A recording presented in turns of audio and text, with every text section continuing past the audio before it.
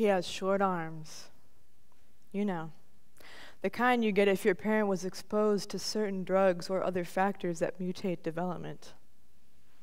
He has short arms, but regularly wields his razor to keep a close shave because it seems easier to introduce himself with a European kiss on the cheek than handshake.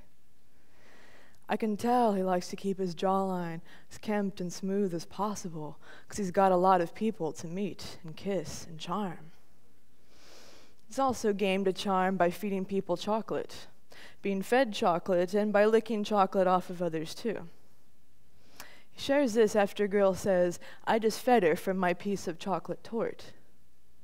He adds, yes, he wants some also, and then I get his mouth deliberately closed around my 2 fingers to caress the bite from them with his tongue, an approach I hardly get every day.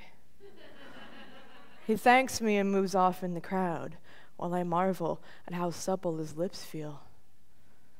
He has short arms, and perhaps his legs wouldn't seem so long otherwise, but with his height and peculiar grace, there's a beautiful long movement as he suddenly steps down next to me upon returning and saying, yes, he'd like more, but thinks he needs to be kneeling for it. I can tell he's not all about chisel bravado, when this time he lets me play with him at my pace, lets me first brush against the surprising softness of the skin around the lower edges of his face, asking, how badly do you want it, before finally pushing the smear past his teeth. He worships the texture of my fingertips as much as the torte, savors sucking them even more thoroughly now, and after he rises and disappears again, I wonder if he likes his fingers licked as much as I do.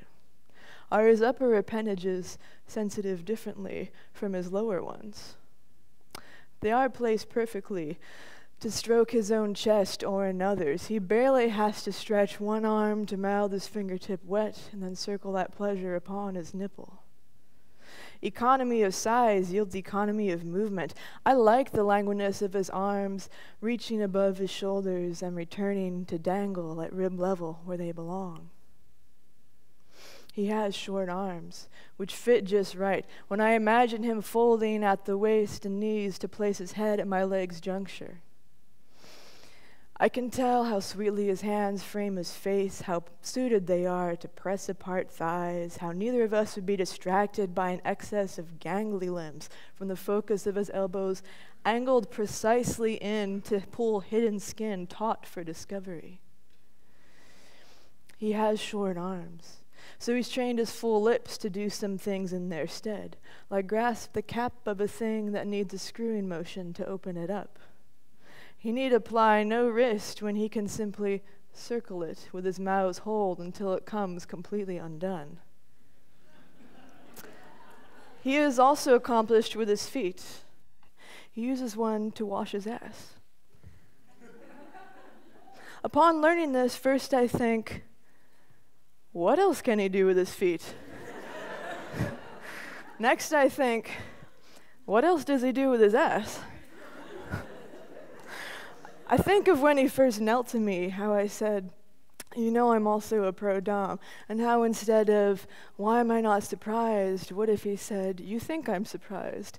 And then I could have simply shown restraint by saying, cheeky, while lightly scratching my nails across the side of his face before letting him suck them inside.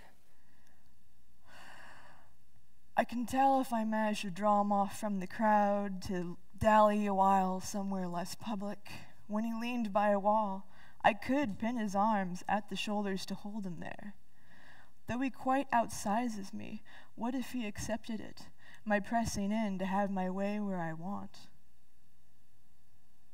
He has short arms, which remind me of my one high school mate with not much dangling for his, the one who was my English teacher's son and therefore felt off limits, but who was beautiful and the most streamlined runner on the track team, someone I saw cutting through air for hours.